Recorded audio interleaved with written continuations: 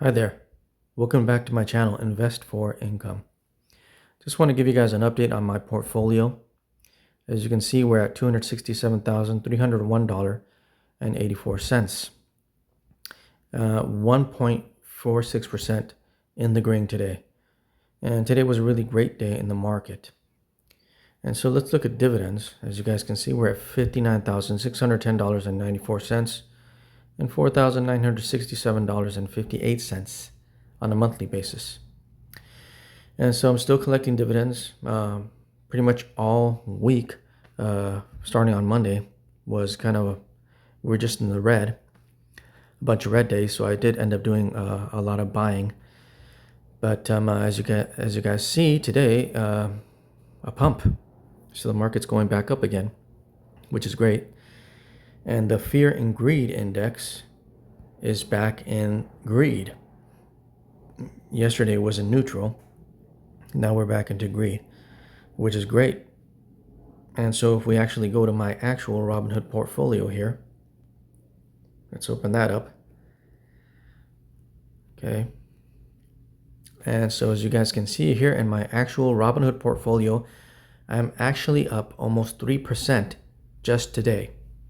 The reason I'm up almost 3% just today is because of all the dividends I've been receiving.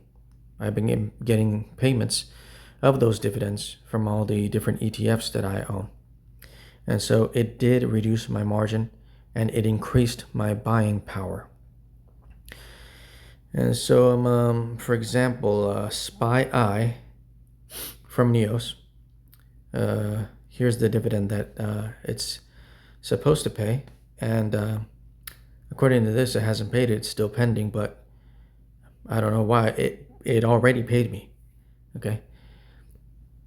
And also from QQQI, this dividend has also been paid. It is this dividend here, $1,234.49. And so that's why you see my portfolio at 2.99% today, or just about $6,520.95 in the green today, which is great. It's great because previously my portfolio was only about to here, which still wasn't bad because the market did pump. But now we're almost all the way back to the previous high. And the reason we're almost all the way back to the previous high is because of dividends, because of those dividends that I just received.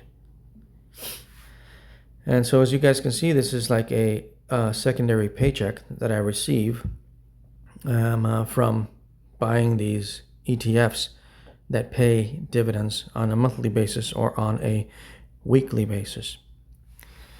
And as you guys know, I'm still waiting for that check for $10,000. And I've been playing around with this other dividend tracker and putting in some ETFs just to see how much I would make off of $10,000, which is actually turns into $20,000 in Robinhood by using some margin. So what I would do is I'd put that $10,000 into Robinhood. In Robinhood, basically it becomes $20,000 because of margin, and I'm going to use $20,000 to buy a variety of ETFs. So let me show you guys. I downloaded this other dividend tracker. It's free. You guys can also download it and use it. You can play around with it to see what combination of ETFs would make what amount of money. And so let's take a look at that. It's right here. This one. Okay, passive income calculator, or passive income goals, it says. And so this portfolio would produce a 53.15% dividend yield. Okay, and it would make about $974.92 on a monthly basis. And so this is the portfolio. If we go here to portfolio, this is the portfolio. Okay, so what I'm thinking of doing is using $10,000 to buy XDTE, and the other $10,000 I'll spread it out amongst these 5 different Yieldmax ETFs. I'll spread it out equally, so about $2,000 per each one when I get that $10,000 check. And that should produce about $1,000 extra per month, increasing my income. And so, yeah, that's what I'm thinking of doing. If you guys want to, you can also download this dividend tracker. It's free. And you can put in different ETFs. Put in some amount of, you don't have to put any money, of course, because it's all just to track what these ETFs would pay. And so, as you guys can see, about a little bit over $20,000 into these 6 different ETFs would pay close to $1,000 per month, which is my goal, about $1,000 per month. But I'm still waiting for that check. In the meantime, I've also gotten this other offer from a financial loan place, and I'm potentially thinking about getting an extra $10,000 loan from this other financial service. They loan money. So I'm thinking about doing that. And of course, if I get $10,000 from one place, and then that check for $10,000, that's $20,000. When you put that into Robinhood, it becomes $40,000 because it increases your buying power because of the margin. And so I would basically do that same portfolio, just with a greater quantity of money. And so that would double it. It would be over $1,000, maybe close to $2,000, fairly close. And so, yeah, that's how I'm thinking about increasing my income like faster, immediately. And so what are the benefits of borrowing money? Even though it's risky to borrow money, of course, but other people borrow money for all kinds of things.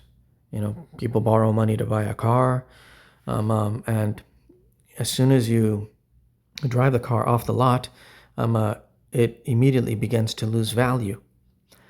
And so people borrow money to buy things that lose value. And just think about anything that you own in your home, everything that you own, anything that you've bought, the price you paid for that thing, right? You're not going to get that money back. Even if you try to resell that object, whatever it may be, you're never going to sell it for what you bought it for. So you're always going to sell anything that you buy at a loss, even a vehicle, right? If you buy a car, unless it's like a really expensive high-end vehicle, like some kind of like a Ferrari or something like that, those tend to retain their value.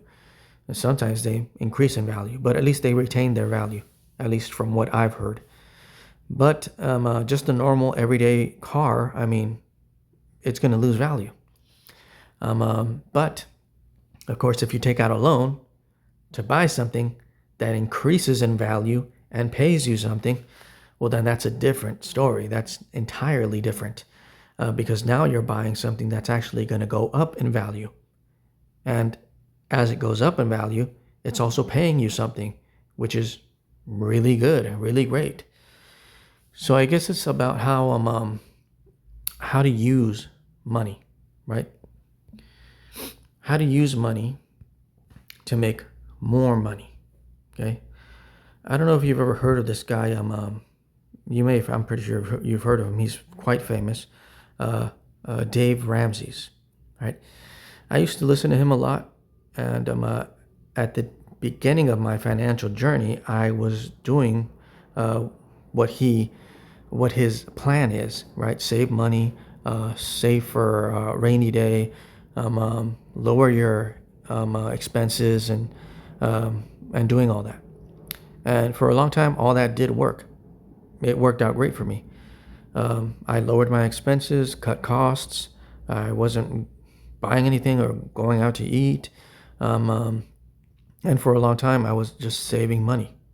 And for a time, it was good. But then I started listening to this other guy named Robert Kiyosaki. Maybe you've heard of him. I'm pretty sure he's almost just as famous as Dave Ramsey's. And he talks about getting into debt. So, but of course, not just for like buying a car or buying something that goes down in value, but for buying something that increases in value or that pays you something.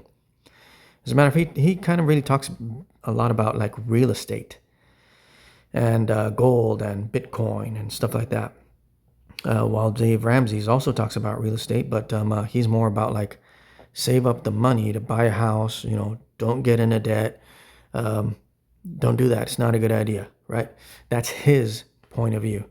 While Robert Kiyosaki's point of view is no, use debt to get rich, right? Use debt to get wealthy, to make more money. And so I'm kind of leaning towards more Kiyosaki now, using debt to make more money, right? Using debt in a way where the debt you take out, you put it into the market like I'm going to do, and the dividends will pay that debt back. I don't even have to pay it back. The dividends will pay it back. Or, you know, when it comes time to pay the whole thing off, I'll just pay it off with margin. In the meantime, while I don't have to pay it back, it'll increase in value and pay me dividends. And so, yeah, that's a way to kind of accelerate your wealth growth, I guess you can say, by borrowing money that's basically tax-free, right? Because when you earn an income from a job, you have to pay taxes on that income. When you borrow money, you don't have to pay taxes.